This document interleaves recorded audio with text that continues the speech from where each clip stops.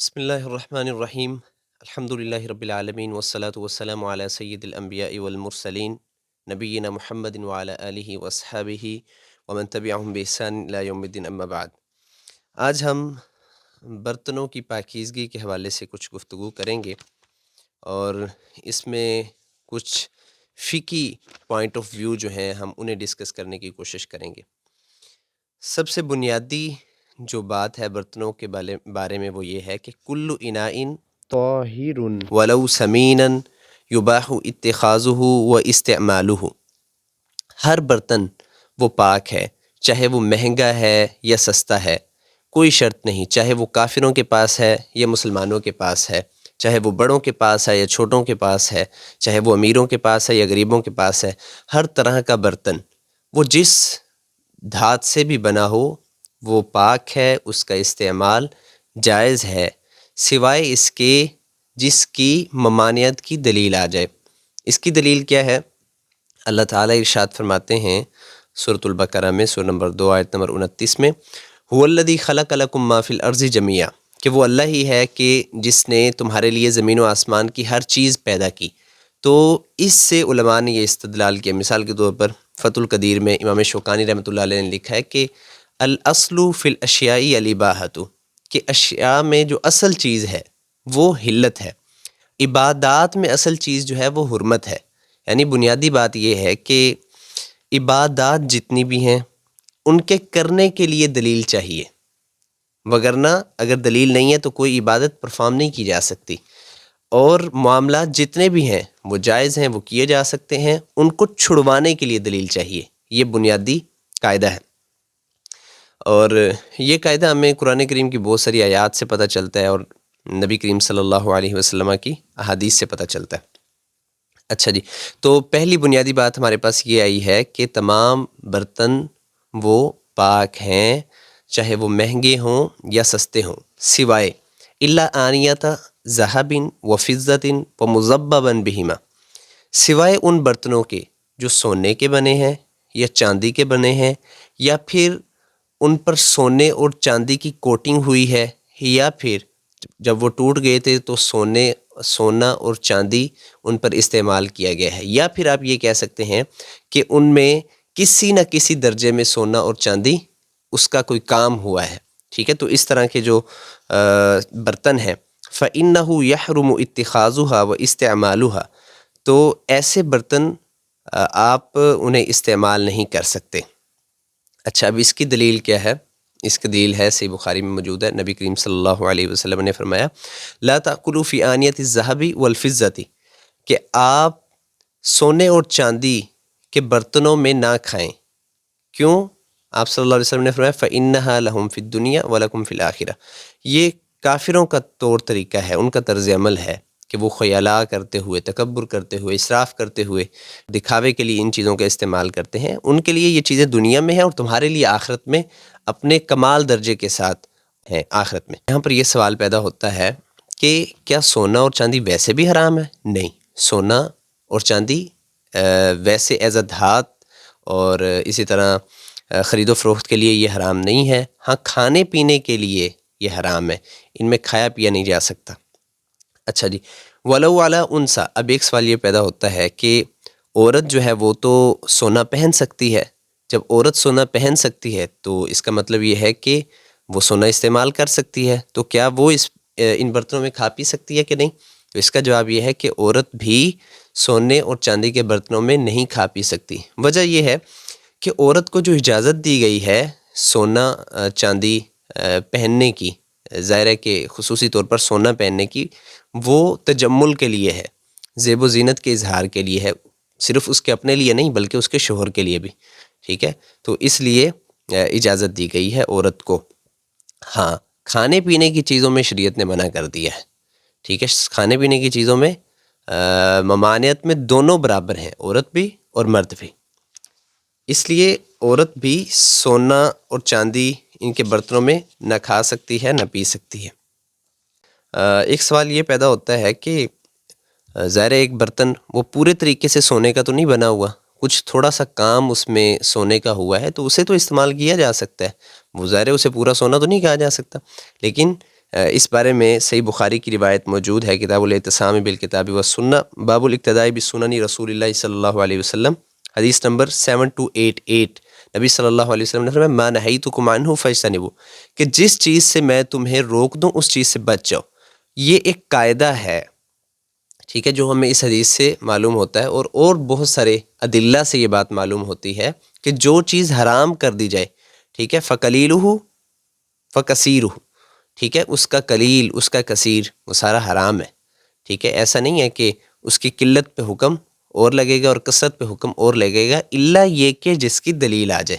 مثال کے طور پر ریشم ہے، ٹھیک ہے، تو وہ مرد نہیں پہن سکتے، ہاں دلیل آ گئی تھوڑی سی ڈیزائننگ کے لیے اس کا استعمال کیا جا سکتا ہے۔ صحیح الطہارۃ منہا، اب اگلا مسئلہ یہ پیدا ہوتا ہے کہ جب ان میں کھا پی نہیں سکتے، کیا ان میں سونے اور چاندی کے برتنوں سے طہارت حاصل ہو جاتی ہے؟ کیا وضو کر لیں تو ہو جائے گا، غسل کر لیں تو ہو جائے گا؟ تو جی ہاں، بالکل ہو جائے گا۔ اس کی دلیل کیا ہے؟ اس کی دلیل یہ ہے کہ ظاہر نبی صلی اللہ علیہ وسلم نے کھانے اور پینے سے منع فرمایا ہے، ٹھیک ہے، تو اور وضو کرنا جو ہے وہ کھانا پینے میں نہیں آتا، اس لیے جب یہ کھانے پینے میں نہیں آتا تو یہ اس پر وہ حکم بھی لاگو نہیں ہوگا۔ الا ضبۃ یسیرۃ من فضۃ لحاجۃ، ہاں یہ ایک اجازت آ گئی ہے کہ تھوڑی سی کوٹنگ جو ہے یا تھوڑا سا کام وہ چاندی کا ضرورت کے وقت کسی برتن پر ہو تو وہ جائز ہے، وہ بھی چاندی، سونا استعمال نہیں کیا جا سکتا۔ اچھا، اب اس کی دلیل کیا ہے؟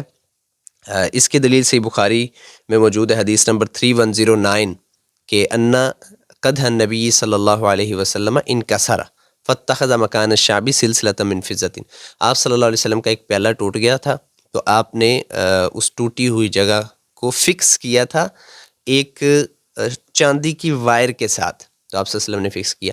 تو اس سے یہ معلوم ہوا کہ تھوڑی سی مقدار میں برتن پر چاندی استعمال کی جا سکتی ہے ضرورت کے وقت۔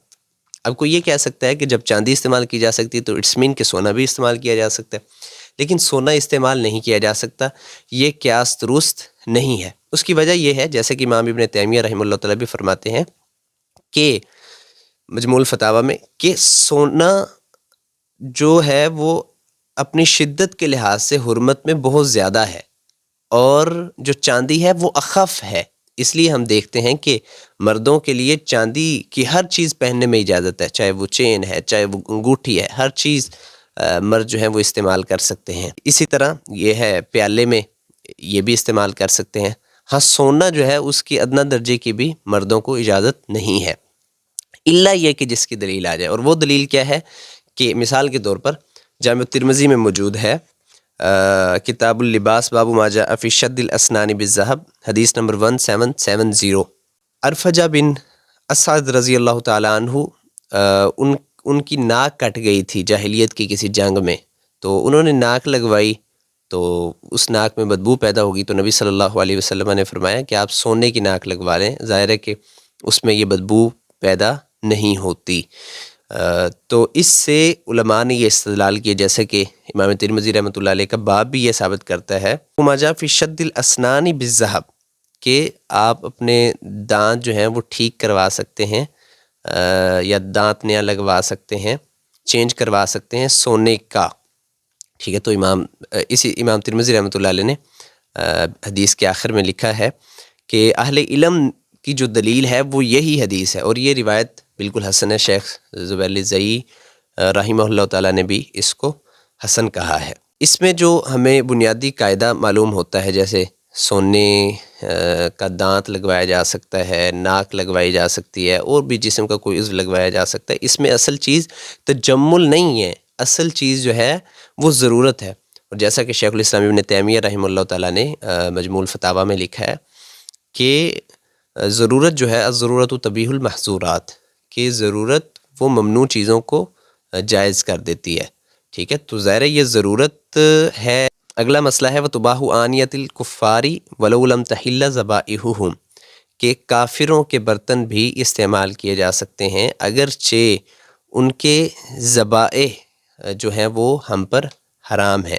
جو بھی کافر ہے، چاہے مرتد ہے، چاہے مجوسی ہے، یہودی ہے، بتوں کو پجاری ہے، جو بھی ہے، ان کے برتن استعمال کیے جا سکتے ہیں۔ اور برتنوں میں بھی اصل جو چیز ہے وہ ہے طہارت، الا یہ کہ اس کا نجس ہونا ثابت ہو جائے. دو چیزیں ہیں. بعض نے کہا کہ اصل چیز کافروں کے برتن میں نجس ہے الا یہ کہ پاک ہونا ثابت ہو جائے، اصل اس کو بنایا. اور بعض نے کہا اصل چیز جو برتنوں میں ہے وہ ہے طہارت الا یہ کہ ان کا ناپاک ہونا ثابت ہو جائے، اور یہی چیز ہمیں زیادہ بہتر معلوم ہوتی ہے. کافر جو ہیں اہل کتاب، جب ان کا ذبیحہ حلال ہے تو ظاہر ہے کہ وہ بسا اوقات کھانا پکا کر بھی لے آتے ہیں، تو ان کے برتن بھی حلال ہیں، ان میں کھایا جا سکتا ہے. مثال کے طور پر صحیح بخاری میں موجود ہے کتاب الطب میں باب ما یذکر فی سم النبی حدیث نمبر 5777 میں ابو ہریرہ رضی اللہ تعالیٰ عنہ سے کہ آپ صلی اللہ علیہ وسلم نے ایک یہودی عورت جس کا نام زینب تھا اس کی دعوت قبول کی خیبر کے موقع پر، اس میں زہر تھا، تو آپ صلی اللہ علیہ وسلم نے دعوت قبول کی، ایک صحابی کی ڈیتھ بھی ہو گئی. تو اس سے یہ معلوم ہوتا ہے کہ غیر مسلموں کے کھانے کھائے جا سکتے ہیں، اور اہل کتاب کے علاوہ، یعنی جو غیر مسلم ان کے کھانے، اہل کتاب کے علاوہ جتنے لوگ ہیں ان کے ذبائح تو نہیں کھائے جا سکتے. البتہ دوسرے جو فروٹ وغیرہ اگر کوئی کھلا دیں، ان کے گھر ہم جائیں، کوئی شربت پلا دیں، کوئی پانی پلا دیں، تو وہ پیا جا سکتا ہے، لا باس لا حرج. اگلا مسئلہ یہ سامنے آتا ہے ولا یطہر جلد میتۃ بدباغ. اچھا، ایک علماء کا نقطہ نظر ہے کہ جو مردار ہے اس کی چمڑی سے جو برتن بنائے جاتے ہیں کیا وہ پاک ہیں یا ناپاک ہیں؟ تو اس میں بعض علماء نے کہا ہے کہ وہ ناپاک ہیں اگر تو ان کو ذبح کیا گیا ہے. ٹھیک ہے، ایسے جانور جیسے بھیڑ ہے، بکری ہے، گائے ہے، ذبح کیا گیا اور پھر ان کی کھال ہے، یہ ٹھیک ہے، یہ جائز ہے، اس کو استعمال کیا جا سکتا ہے. اور جب یہ مر جائیں، مثال کے طور پر ایک بکری مر گئی، آپ اس کے بعد اس کی کھال کو استعمال نہیں کر سکتے. یہ موقف حقیقت کے قریب نظر نہیں آتا. حقیقت کے قریب یہی ہے کہ حلال جانور جتنے بھی ہیں ان کی کھالیں بھی حلال ہیں، اور چاہے ان کو ذبح کیا گیا ہو یا ذبح نہ کیا گیا ہو دباغت کے بعد. سنن ابی داؤد میں ہے کہ صحابہ ایک بکری کو کھینچ کر جا رہے تھے، نبی صلی اللہ علیہ وسلم نے فرمایا کہ آپ نے اس کا چمڑا کیوں نہیں اتار لیا؟ ٹھیک ہے، تو انہوں نے کہا کہ اللہ کے نبی یہ تو مر گئی ہے. آپ صلی اللہ علیہ وسلم نے فرمایا کہ یطہرها الماء والقرز. ٹھیک ہے، اور ایو ما احابن دوبیگا فقط طہورا، کہ جو چمڑا اس کو دباغت دے دی جائے تو وہ پاک ہو جاتا ہے، اس کو رنگ دیا جائے تو وہ پاک ہو جاتا ہے. اب اس میں ایک اور مسئلہ سامنے آتا ہے. مثال کے طور پر جو دوسرے جانور ہیں جو حلال نہیں ہیں، جیسے کتا ہے، گدھا ہے، ٹھیک ہے جی، جیسے چوہا ہے، جیسے بلی ہے. اب اس کی کھال جو ہے ظاہر اس کو استعمال ہم کر سکتے ہیں کہ نہیں کر سکتے؟ کتا، بلی، چوہا. تو بہتر جو موقف اس میں نظر آتا ہے وہ یہ ہے کہ ان کی کھالوں کو بھی خشک چیزوں میں استعمال کیا جا سکتا ہے، کھانے پینے کی چیزوں میں استعمال نہیں کیا جا سکتا. جیسے کوئی نمک ڈال لیا جائے، جیسے کوئی چارہ ڈال لیا جائے جانوروں کے لیے، تو اس طرح استعمال کرنے میں حرج نہیں ہے. اور اسی طرح جانوروں کے دوسرے جتنے بھی اعضاء ہیں، جیسے بال ہیں یا اس طرح کوئی اور چیزیں ہیں، تو انہیں بھی استعمال کیا جا سکتا ہے الا یہ کہ وہ حلال ہوں. ہاں، حرام ہوں تو انہیں کھانے پینے کی چیزوں میں استعمال نہیں کیا جا سکتا اور لیکوڈ میں استعمال نہیں کیا جا سکتا. ہاں، البتہ یہ ہے کہ انہیں عام دوسرے معاملات کے لیے استعمال کیا جا سکتا ہے. واللہ عالم بالصواب. اگر کوئی بھائی اس کا اس حوالے سے کوئی سوال ہے تو وہ کمنٹ سیکشن میں پوچھ سکتا ہے.